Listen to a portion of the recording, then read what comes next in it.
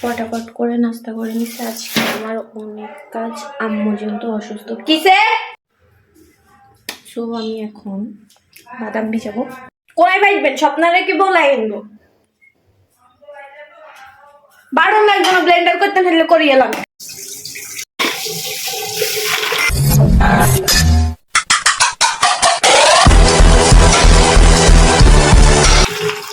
আমি পেঁয়াজগুলো কাটবো। আমি এতক্ষণ ধরে পেঁয়াজ এগুলা কাটছি, অনেকক্ষণ কান্নাকাটি করছি। এখন আমি বারান্দায় আসি, দেখি যে আমার সাথে একটা দুর্ঘটনা ঘটছে। আমার এই শখের ফুলদানিটা ভেঙে গেছে, মানে হচ্ছে এটা আমি বানাইছি, এটা টুকরা টুকরা হয়ে গেছে। এখানে ছিল এটা কাচের, বাতাসের ঠেলা আমার এই জিনিসটা ভেঙে গেছে। আমি কিভাবে বলবো পরিষ্কার করে থেকে? এই সময় কইছে দেন কার কি ভাঙিয়ে লাইছে, ওই আর বারিন্দার দেন লাল ইগা আসছিল, ইগা ভাঙি গেছে। লাল কাচের ফুলদানি গেছে, তাই ফুল টুল রাখতাম। অনেক কেস পরিষ্কার করবো কন, আর কাজ ভাঙা মেলা ডরা হাতের ভিতরে ঢুকে যাবো। আজকে আমি অনেক কাজ করতেছি। আমার ভাই এখন নামাজ পড়তে যাবে, গেটে তালা মারা থাকে, চাবি আমার কাছে। এটা নিয়ে আমি কাহিনী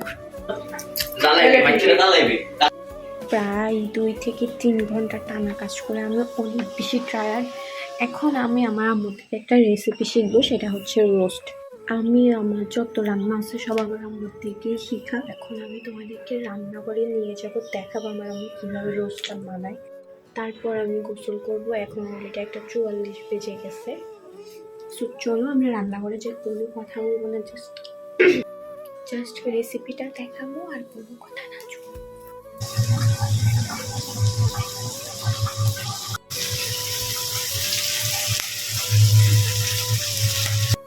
গাইস দেখো আমি কোথায়, আমি স্পাইডারম্যানের মতো শুকাইছি। এখান থেকে আমাদের বাটিগুলো নিতেছি।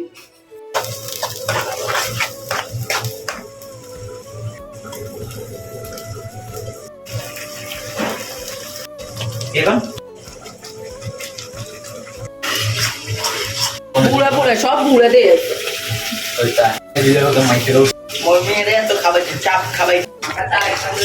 তো এখন আমি গোসল করতে যাব, কাজ কাম আমাদের শেষ। এখন একটু পর খাবো, আমার জন্য সবাই ওয়েট করতেছে। তাড়াতাড়ি করে আমি যে গোসলটা করে আসছি, তাড়াহুড়া করে 10 মিনিটের মধ্যে গোসল করে আসছি। এখন আমরা খেতে যাবো, কোনো কথা না, জাস্ট তোমাদেরকে খাবারটা দেখাবো। আজকে আমাদের দুপুরের রেসিপি ছিল রোস্ট, তার সাথে গরুর মাংস, আর ছিল পোলাও, আর এখানে হচ্ছে সালাদ। ও আচ্ছা সরি, পোলাও বলার জন্য পোলাও ছিল, তার সাথে কোক ছিল।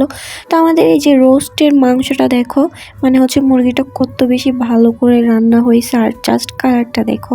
এই রোস্টটা এত বেশি ইয়াম্মি হয়েছে যে সেটা না খেলে কেউ বুঝবা না। আরে ভাই, আমার আম্মুর হাতের রান্না মজা তো হবেই। তো আমি কোনো কথা না বলে ফটাফট শুধু গিলতেই আসি, তার একটাই কারণ, এত মজার মজার রান্না যখন সামনে থাকে তখন কি কোনো কথা বলা যায়? আমি কোনো কথা না বলে শুধু গিলতে আসি। আর তার মধ্যে ছিল দুপুর টাইম, একদম খাওয়ার পারফেক্ট একটা সময় ছিল। তো এই তো আমি খাওয়া দাওয়া শেষ করেই একদম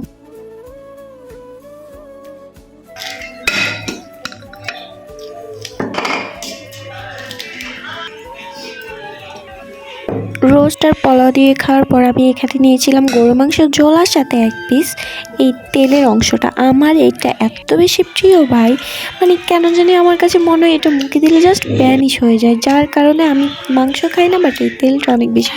লাস্টের ভাতগুলো মানে হচ্ছে পোলাওগুলো আমি একটু অন্যভাবে খাবো, সব রকমের স্যালাড নেই, পেঁয়াজ নিব না, এখানে টমেটো, কাঁচামরিচ আর হচ্ছে শসা আছে, তো আমি এখন খাবো।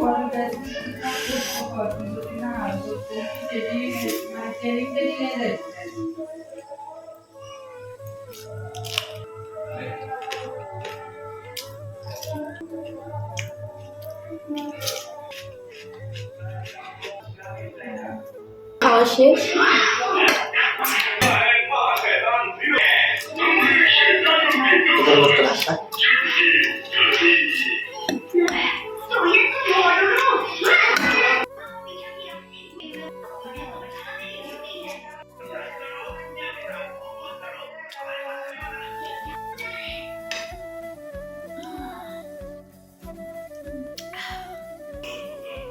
একদম পেট ভরে খাইছি, 2 দিন না খেলেও কিছু হবে না। দুপুরে খাওয়া দাওয়া শেষ দিয়ে একদম রেস্ট নিয়ে ভালো করে একটা ঘুম দিয়ে রাতের বেলা বের হয়ে গিয়েছি। আমাদের কিছু টুকিটাকি কাজ আছে, রাত বলতে তখন সন্ধ্যা 6টা থেকে 7টা বাজে। তারপর আমরা চলে গিয়েছিলাম চৌমুহনীতে। আর চৌমুহনীতে আসবা মানে তোমাকে জ্যামে পড়তে হবে না এমন তো কোনো কথা নেই। তুমি পৃথিবীর সব কিছু শেষ করে আসতে পারবা। নোয়াখালীতে যত রকমের জায়গা আছে সব ঘুরে ফিরে আসতে হলে তোমাকে এই চৌমুহনীর জ্যামটা কাটাতেই হবে। তুমি চৌমুহনীতে ঢুকবা মানে জ্যাম তোমাকে ওয়েলকাম জানাবে। যেমনটা অন্য দেশগুলোতে ফুল দিয়ে ওয়েলকাম জানায়, আমাদের নোয়াখালীতে তোমাকে জ্যাম দিয়ে ওয়েলকাম জানাবে।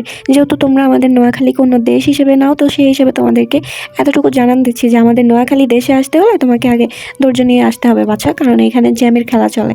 তো এই তো কাজ কাম শেষ করে আমরা এখন বাসায় চলে যাচ্ছি। তো আজকের ভিডিওতে এই পর্যন্ত, সবাই ভালো থাকবেন, আল্লাহ হাফেজ।